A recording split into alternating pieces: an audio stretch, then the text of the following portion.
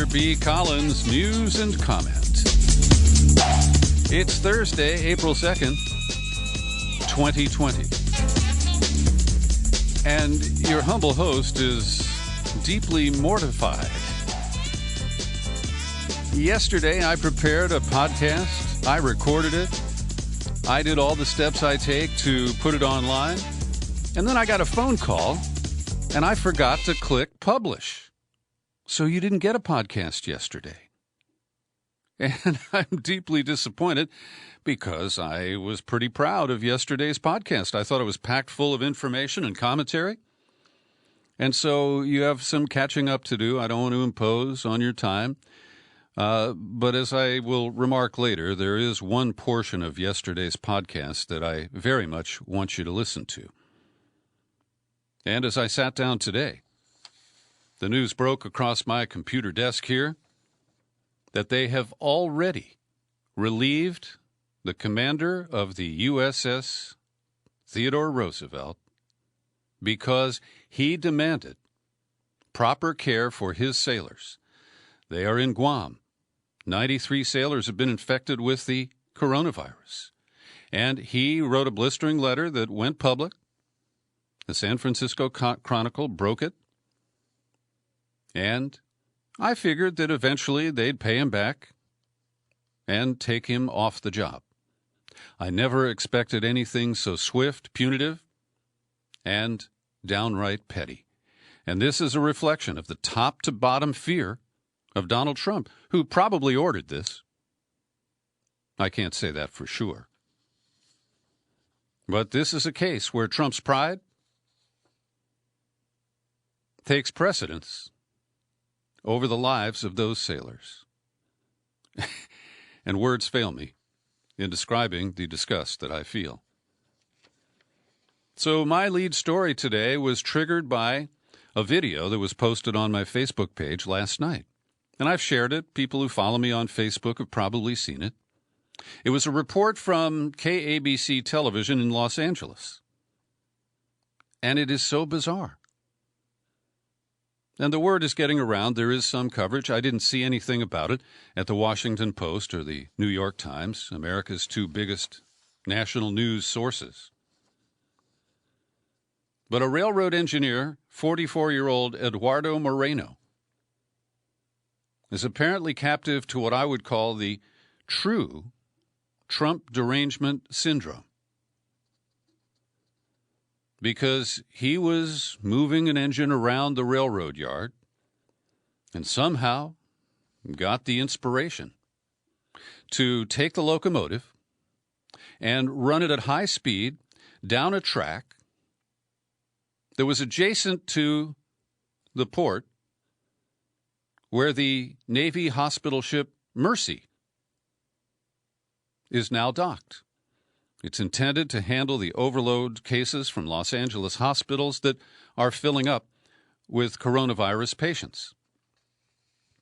Now, he's been charged with deliberately wrecking a train. And this happened on Tuesday.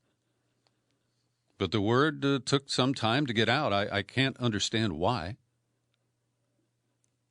So he took a locomotive that's used to build trains. You know what that is? In a railroad yard, you go to track 9 and pull out a car that's got some cargo on it. Then you go to track 11 and put another one right behind it.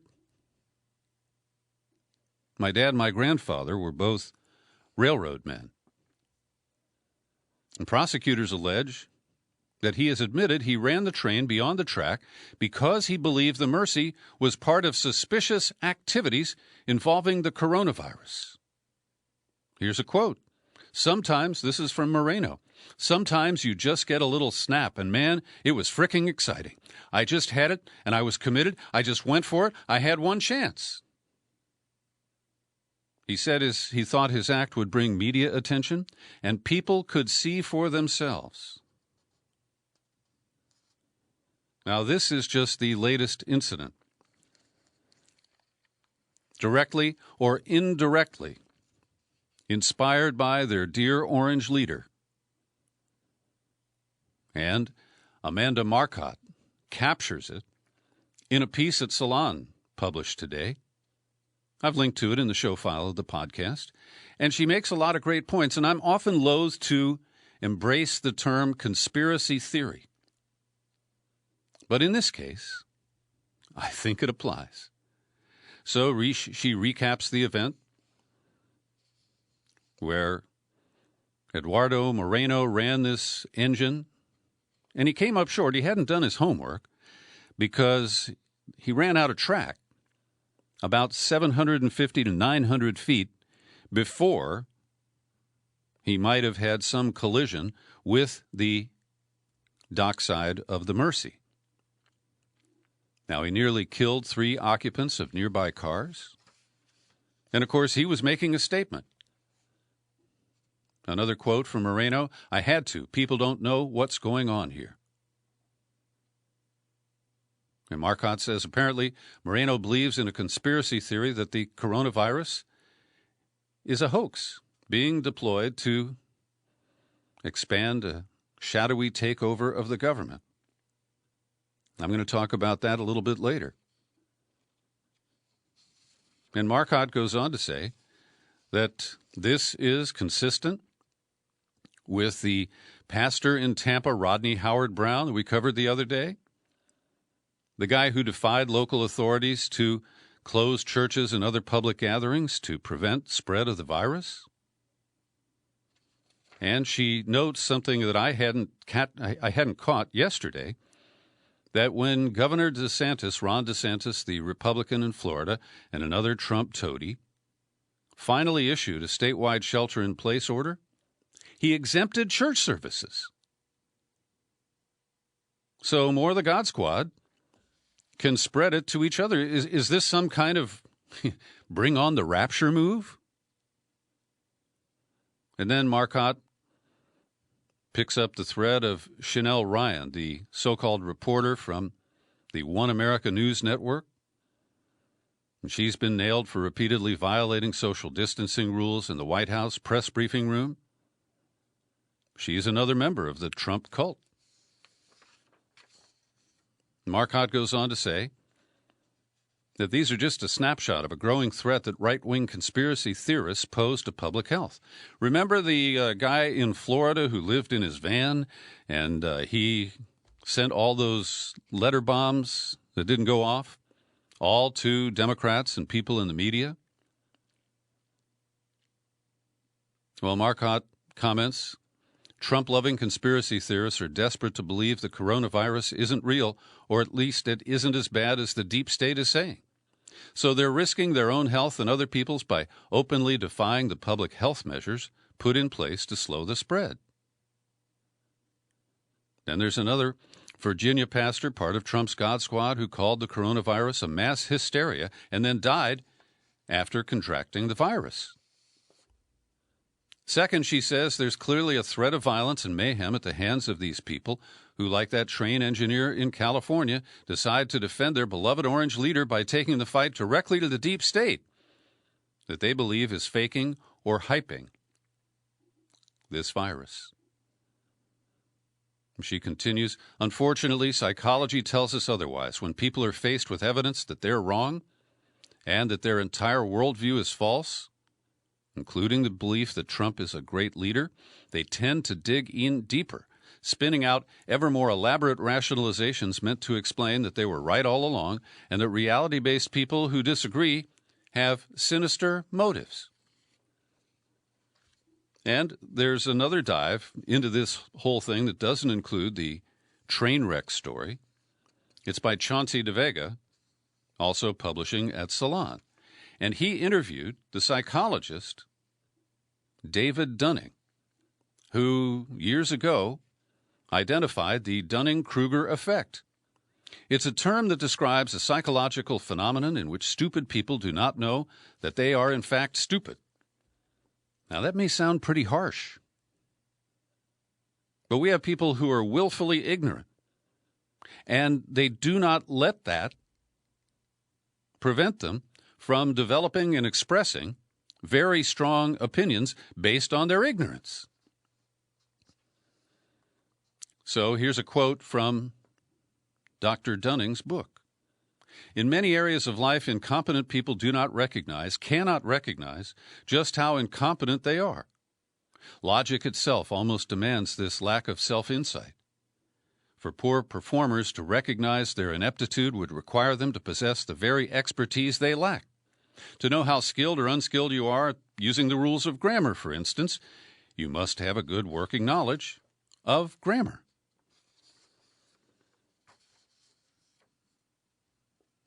And the writer goes on, Chauncey, the Dunning-Kruger effect manifests itself in the form of the drunk at the bar who weighs in on every conversation with unwanted advice, the online troll who monopolizes comment sections, or the person who reads one book or just the introduction and acts like an authority on that subject. And here's a quote from Isaac Asimov, 1980. There is a cult of ignorance in the United States. There always has been. The strain of anti-intellectualism that has been a constant thread winding its way through our political and cultural life, nurtured by the false notion that democracy means that my ignorance is just as good as your knowledge. And the author of this piece says Donald Trump is the Dunning-Kruger president of the United States. Yale psychiatrist Bandy X. Lee is leading a group of mental health professionals calling for Trump's ouster from office or the complete removal of his decision-making powers on the coronavirus response. She is a forensic psychiatrist at the Yale School of Medicine, editor of the bestseller The Dangerous Donald Trump, and she recently convened a panel in her role as president of the World Mental Health Coalition. The panel issued a prescription for survival, arguing that Trump must be removed from office, whether through the 25th Amendment, a second attempt at congressional impeachment, or his resignation.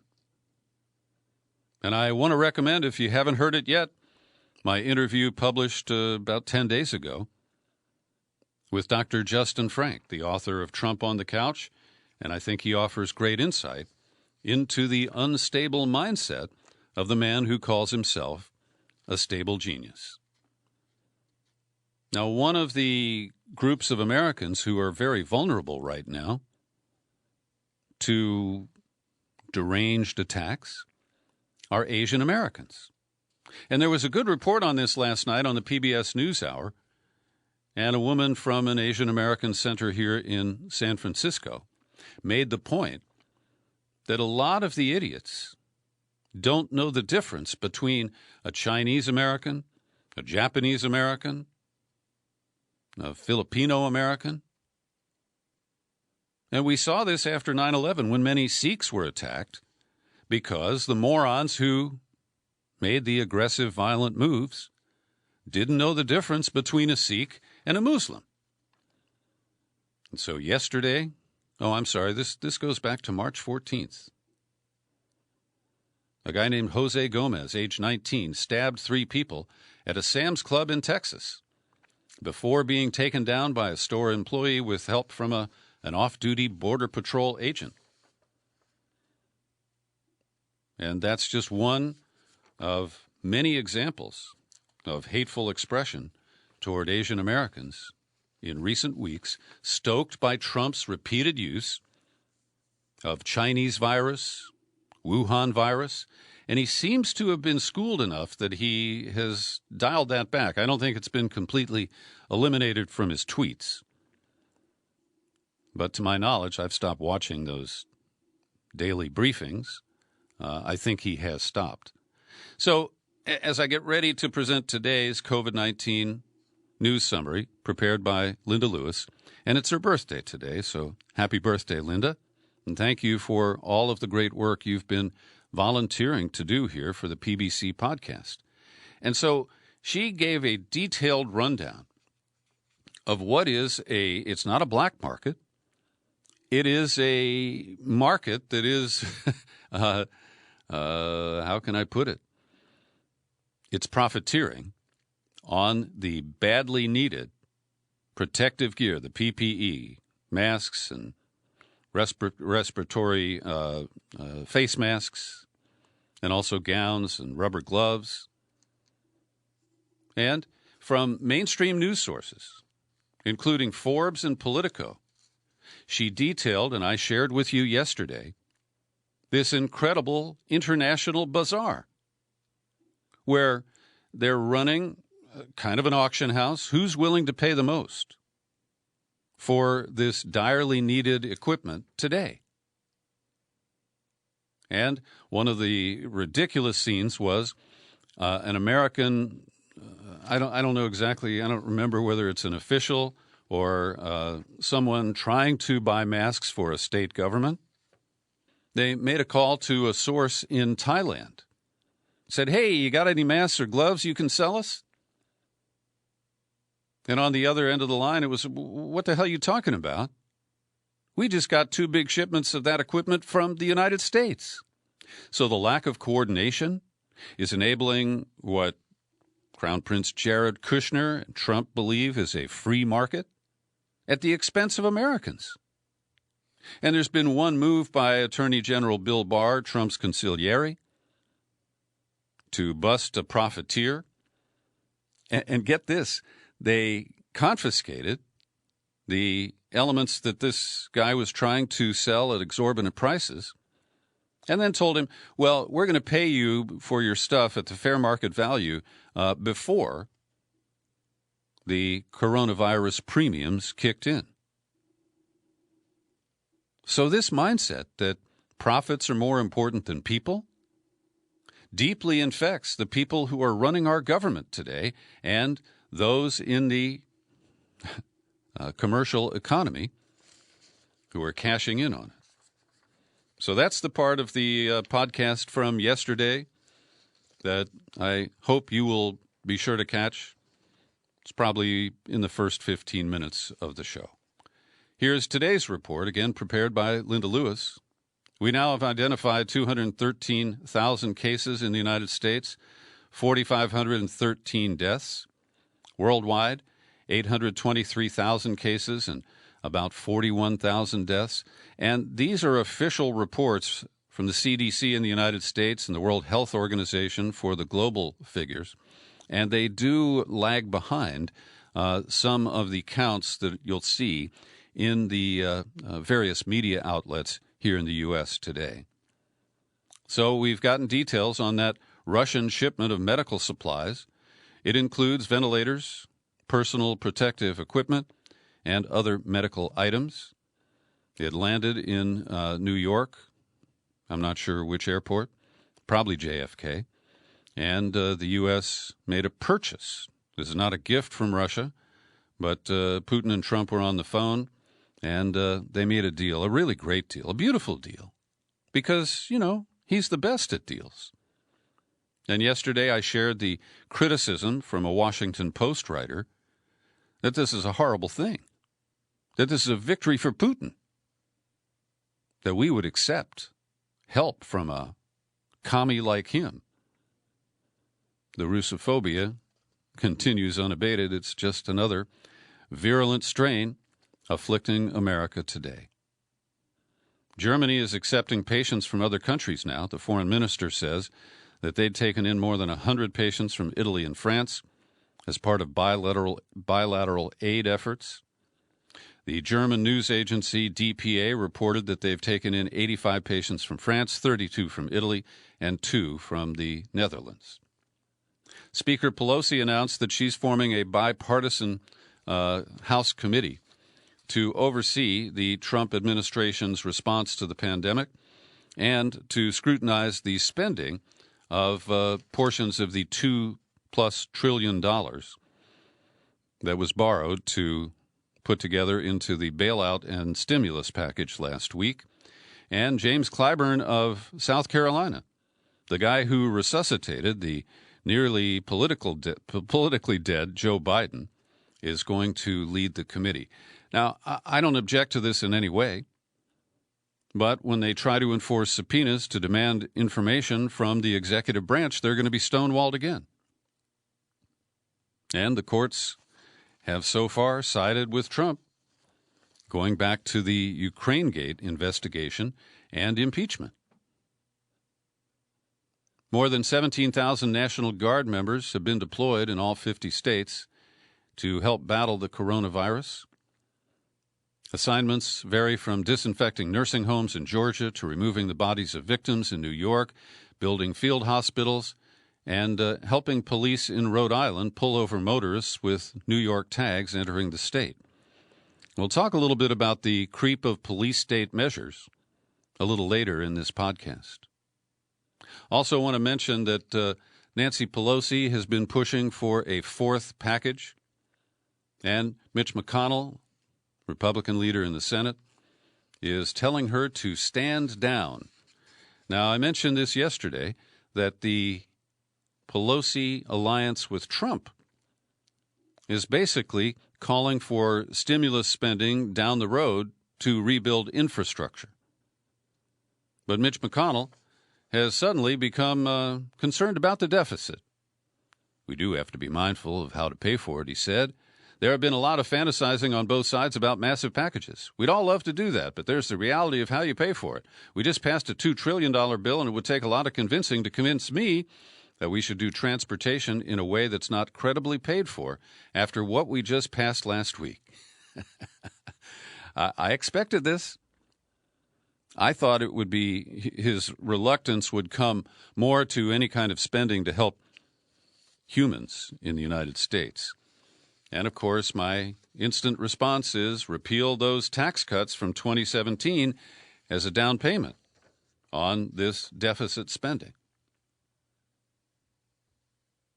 Anthony Fauci, who has to walk a very fine line in trying to avoid getting dismissed or relieved like the commander of the Roosevelt, well, he's facing mounting threats, mostly ginned up by allies of Trump, who think that he's a deep state operator and a friend of Nancy Pelosi and Hillary Clinton.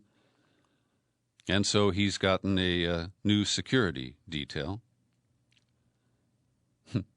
Linda subheads this one, Trump praises Trump. He says massive amounts of medical supplies are being sent. The federal government is sending massive amounts to states and hospitals. Trump said 51 large cargo planes with supplies were expected to arrive, but he didn't say where they were coming from or where they would land. And so far, we've seen a real preference given to Republican states that Trump needs to carry in November. And the big exception to that is Michigan. Its governor, Gretchen Whitmer, was on with the Daily Show host, Trevor Noah. He's now live from his apartment in New York. Well, not quite live, but that's where he's doing the show from. And it was interesting because under her blazer, she was sporting a T-shirt that included Trump's reference to her, that woman from Michigan. And there's a great story, I think it's at Politico today, about the role that Crown Prince Jared Kushner is playing in the White House response. He's basically got a whole operation that parallels the one that's allegedly run by Mike Pence. And those are the, formal players. It's a task force responding to the pandemic. But Jared's brought in a bunch of his old buddies, some corporate consultants, his former roommate from college, and they are working in ways that often duplicate or contradict the programs of FEMA, the task force, and the officials who are officially responsible for this. The crisis team built by the son-in-law is distinct from the White House task force led by Pence. Kushner has relied on select officials, his one-time former roommate, current U.S. foreign investment czar Adam Boehler, Brad Smith, the head of Medicare's Innovation Center, to organize and manage key projects. The commingling of administration aides and private sector executives has led to new quandaries, because projects are so decentralized that one team often has little idea of what others are doing, outside of that they all report up to Kushner. And people around him are fielding all manner of outside pitches, making it difficult for the group to stay focused. And, of course, we know that they're in favor of lining their own pockets and those of people like them. And Kushner is described in other reports as the one who has largely pressed Trump not to use the presidential power to order companies to manufacture specific products. Today, Trump did relent and order production of more ventilators. And Trump toady Devin Nunes, he's a Republican from Fresno area here in California. He remains locked on the Idiot Channel because he has moved the date from Easter until the end of April. But he says if we don't start to get people back to work in this country over the next 2 or 3 weeks, I don't believe we can wait until the end of April. And I'll put my commentary aside and share some comments from John Zwiebel. And he copied me on an email that he sent to a group of his friends pushing back on a posting that it's time to get the country back to work. And this came from John Rappaport, who is just making the same arguments that Trump and Nunes have.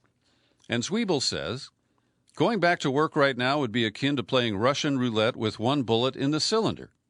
Sometime in the next week, another bullet's going to be added to the cylinder. It takes 14 days from infection to death in many cases. That's an average.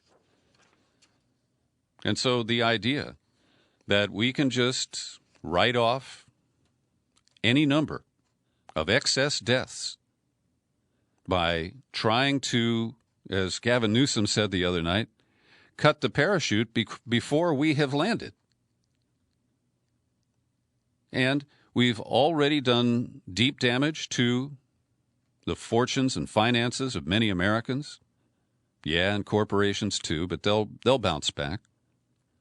They've got billions in handouts and sweetheart loans coming from the package that was passed last week.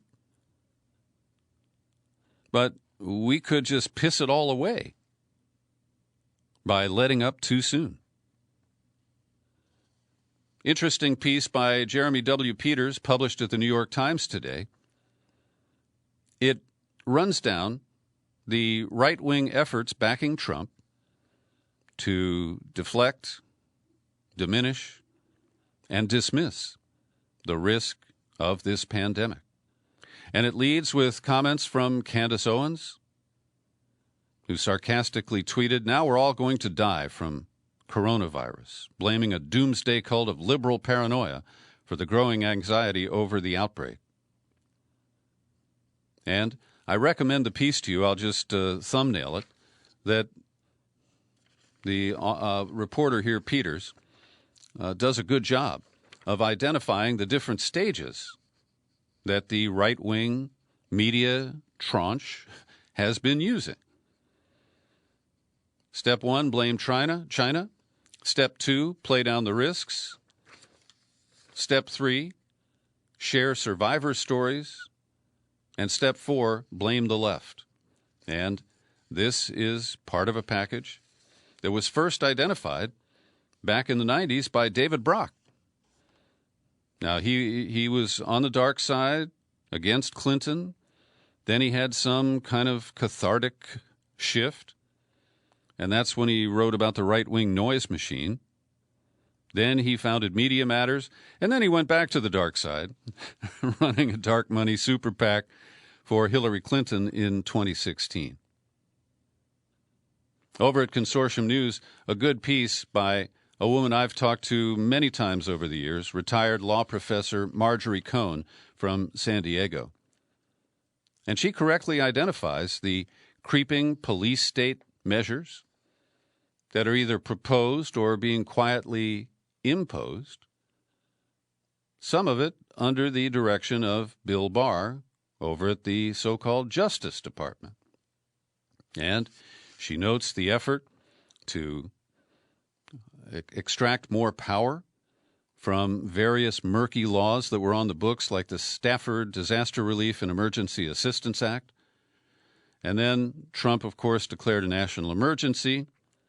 She notes that under the stale Communications Act of 1934, When the president proclaims there is a state or threat of war, he can order the closing of any facility or station for so-called wire communication.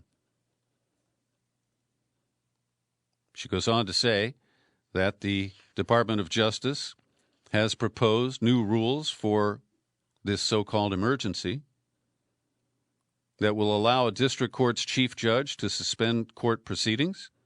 Now, we have seen the California court system is virtually shut down. They're doing a few arraignments, but that's about all. And the proposed authority extends to any statutes or rules of procedure otherwise affecting pre-arrest, post-arrest, pre-trial, trial, and post-trial procedures in criminal and juvenile proceedings and all civil process and proceedings. That's pretty much everything. Barr also wants to amend the federal rules of criminal procedure to allow for hearings conducted by video conference without the defendant's consent. She says, meanwhile, Customs and Border Protection is planning the surveillance and detention of people suspected of having COVID-19. And she speculates about whether Trump will try to suspend the election in November. Every day I pause for a minute to thank the people who support my work here at the Peter B. Collins Podcast with your subscriptions.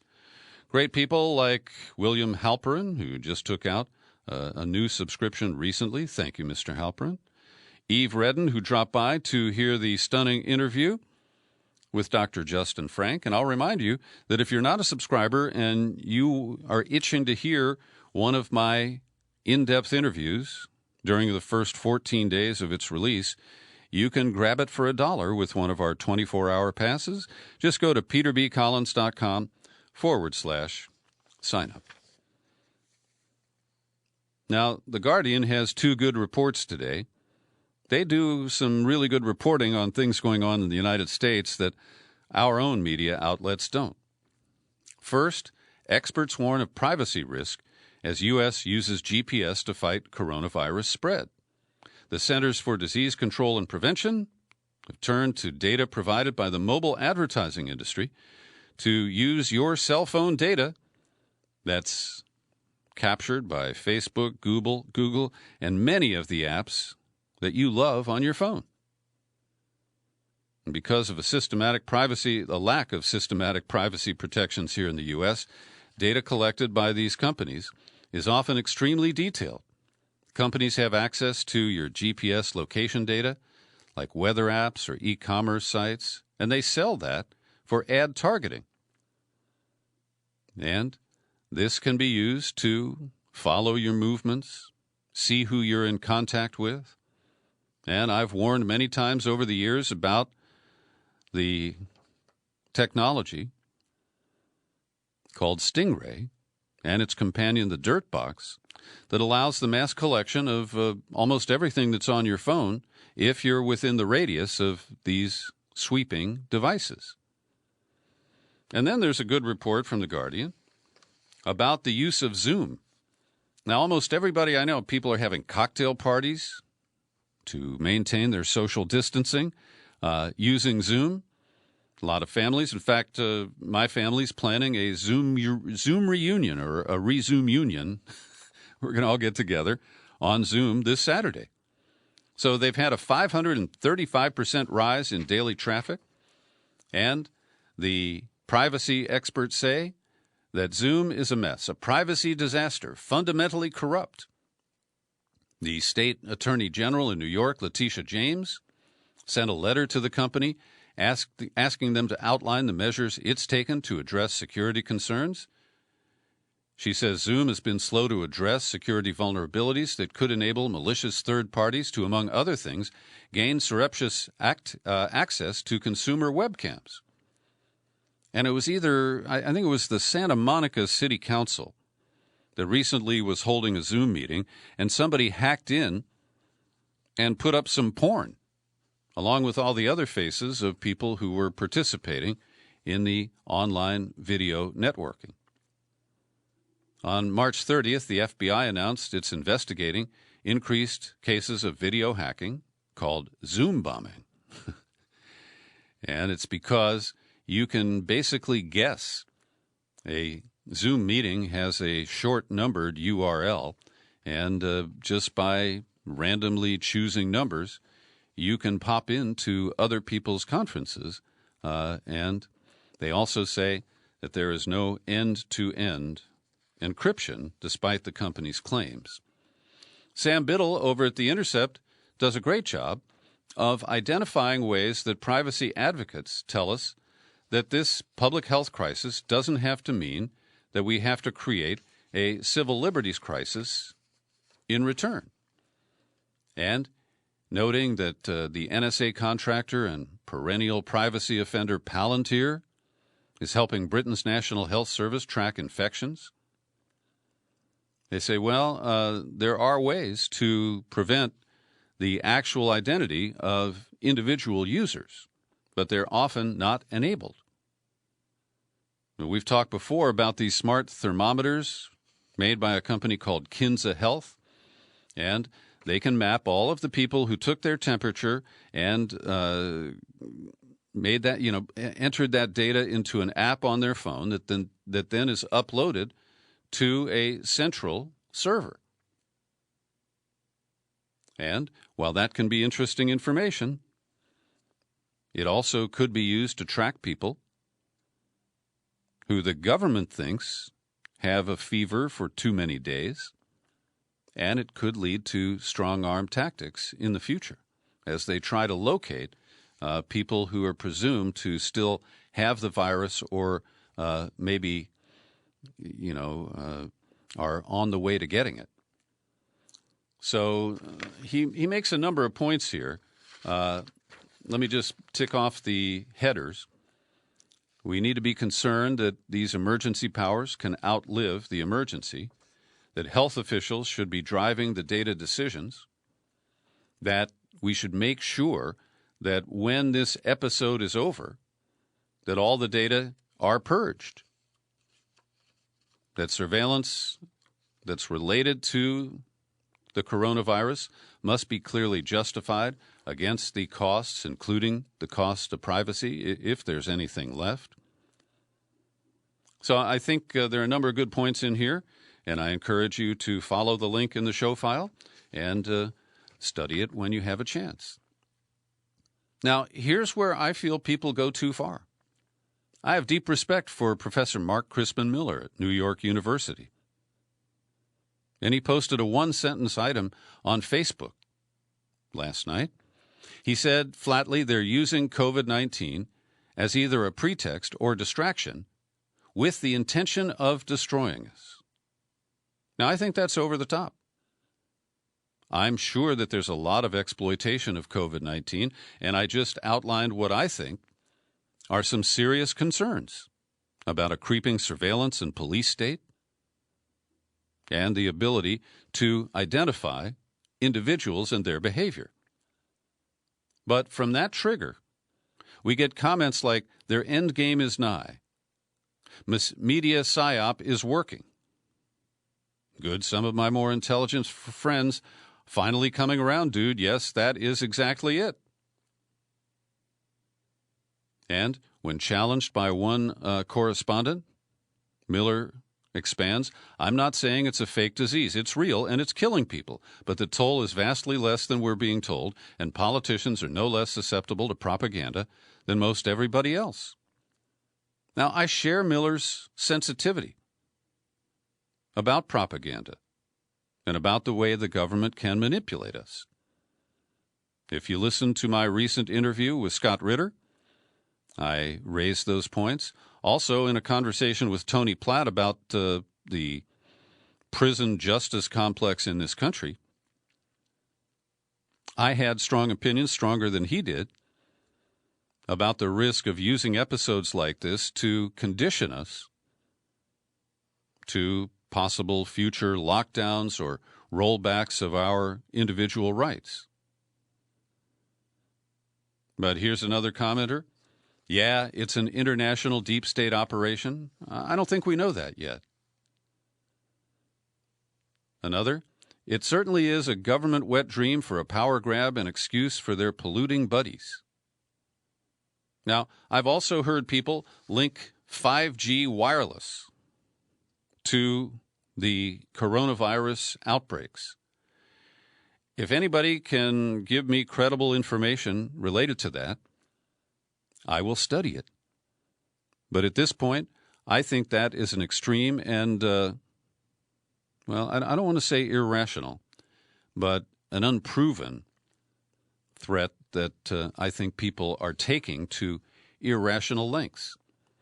Now, maybe you know that in New York, in a way to honor the medical professionals who are really on the front lines of treating the pandemic in the hottest of hot centers here in the United States, that in an effort to honor those people, the Empire State Building lit itself up like a flashing light on an ambulance or a police car, and it was entirely red.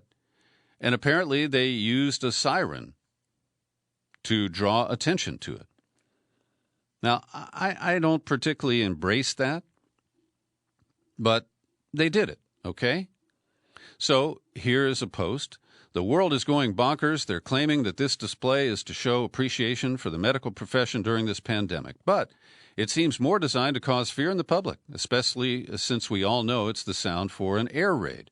This is all about conditioning us to accept their nonsense. I am not complying with this psyops. Well, you don't have to look at the Empire State Building. But I believe that it is rational and reasonable to observe the measures that we've been asked to try to reduce the number of people who contract the virus and, in turn, the number of mostly vulnerable people who will die. All right, so here's where the thread goes from there. PsyOps 101, next post. That is horrible. They are so evil. Next post. Who owns and runs the Empire State Building? Who owns and runs most of the media? Who owns and runs most big pharma? Who owns and runs most of the telecom?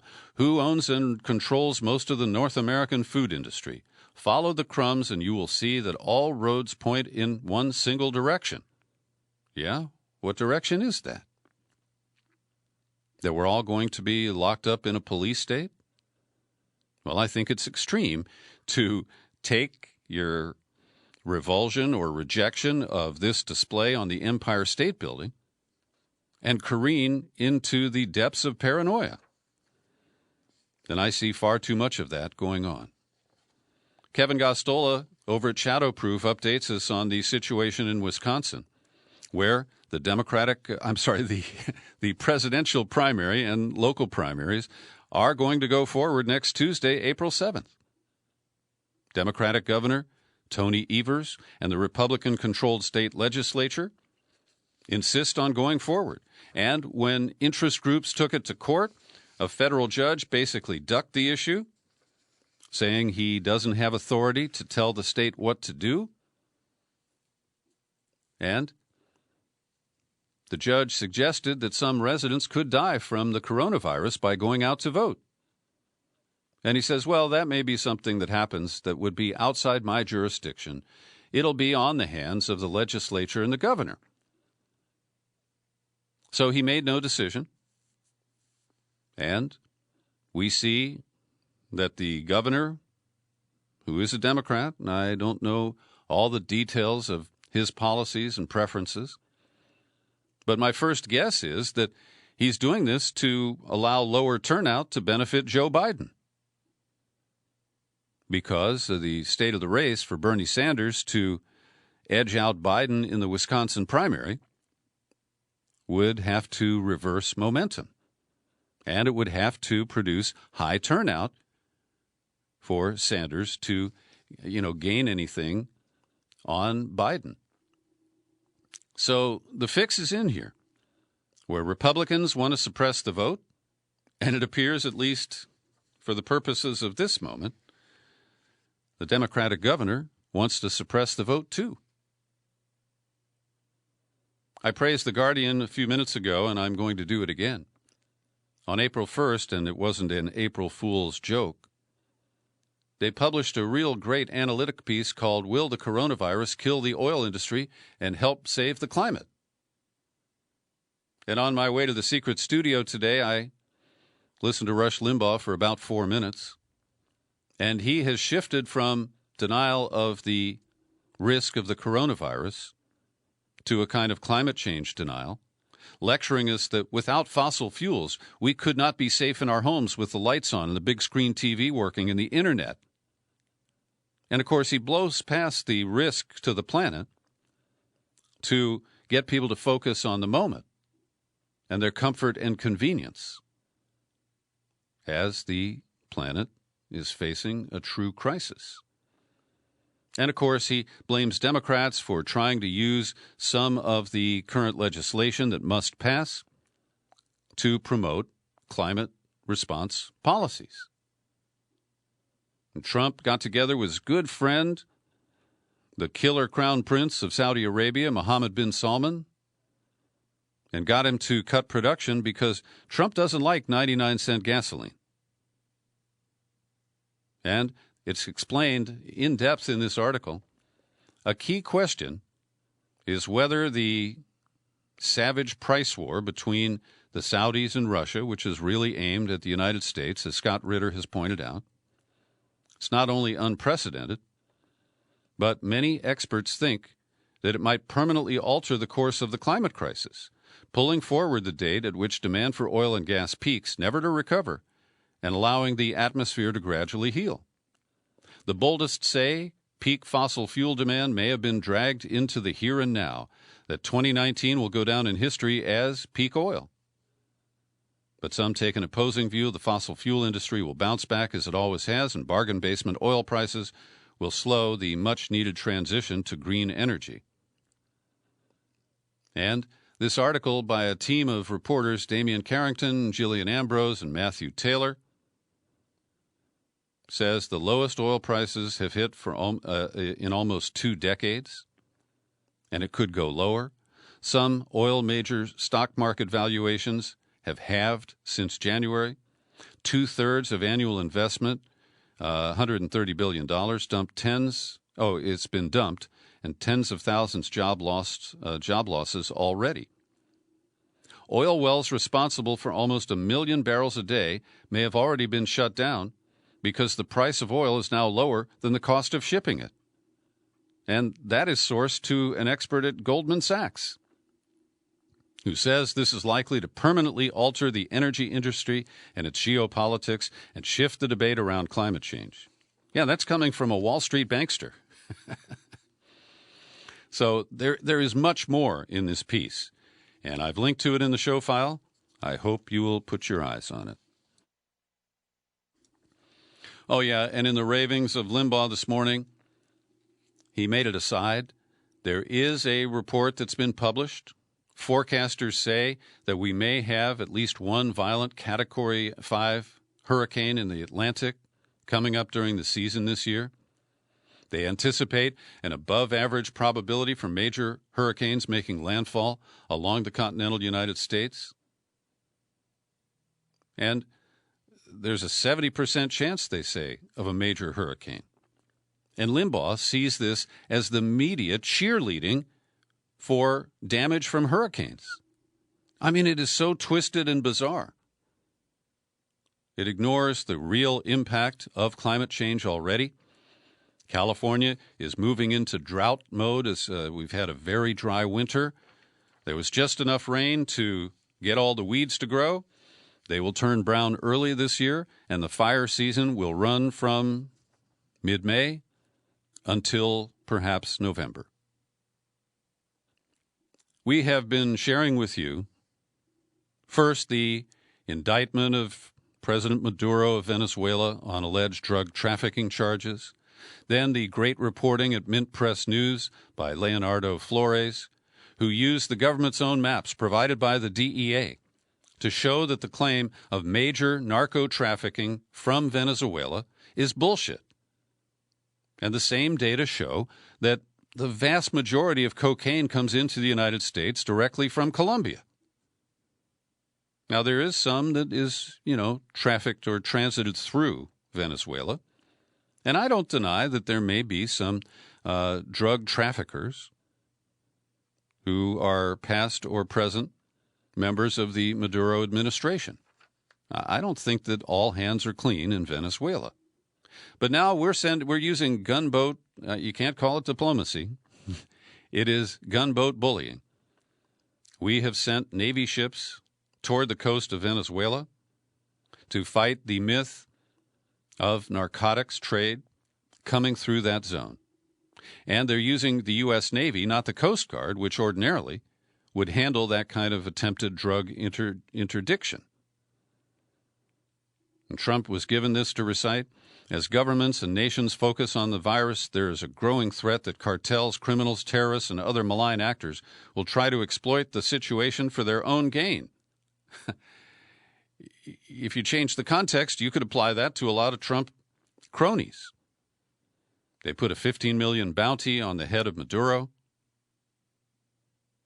And there was an incident recently when a Portuguese-flagged cruise ship that had no passengers got into a duel with one of Venezuela's naval patrol boats. Maduro has accused the cruise ship of acting aggressively, but the Colombia cruise ship operator said that the patrol boat of Venezuela fired gunshots and then purposely rammed into the liner at some speed. Of course, we don't know. We weren't there. The plight of the passengers on 2 cruise ships that have been at sea and left at sea and adrift and rejected as they tried to enter ports from Chile to Panama to Florida, where they are based, not flagged, but based, it's still unresolved. And Ron DeSantis, the Trump ally and crony, who's the governor of Florida, he said, we view this as a big, big problem. We don't want to see people dumped in southern Florida.